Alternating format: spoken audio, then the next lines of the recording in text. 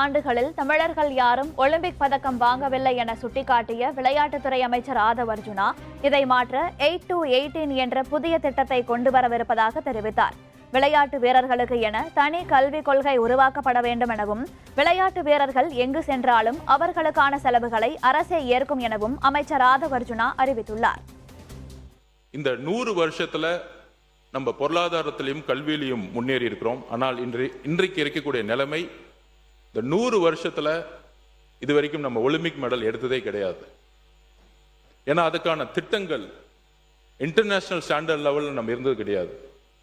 அப்ப நமக்கான விஷன் என்ன அப்படின்னா 8 to 18 அப்படிங்கிற ஒரு திட்டத்தை கொண்டு வர போறோம்.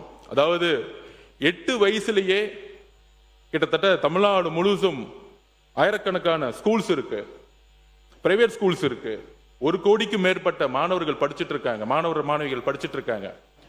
அதுல என்ன ஒரு விஷயம்னா 6000 பிசிக்கல் டீச்சர்ஸ் இருக்காங்க பிரைவேட் அண்ட் பப்ளிக் ஸ்கூல்ல. ஒரு மேக்ஸ் டீச்சர், ஒரு சயின்ஸ் டீச்சர், இவங்களுக்கெல்லாம் ஒரு டார்கெட் வைப்பாங்க, ரொம்ப ஸ்ட்ரிக்டா இருப்பாங்க. ஆனா என்னோட எக்ஸ்பீரியன்ஸ்லயே ஒரு பிசிக்கல் டீச்சருக்கு ஒரு குறிக்கோள் வச்சது கிடையாது. சைக்கிள் ஸ்டாண்ட் எடுத்துக்க வைக்கிறதுக்கும் டிசிப்ளின் பார்க்கறதுக்கும் ஹேர் கட்டிங் பண்றதுக்கு தான் இருந்திருக்கு. ஆனால் ஒரு பிசிக்கல் டீச்சர் நினைச்சா ஒரு ஒலிம்பிக் பிளேயரை உருவாக்க முடியும். அதுக்கான சிலபஸை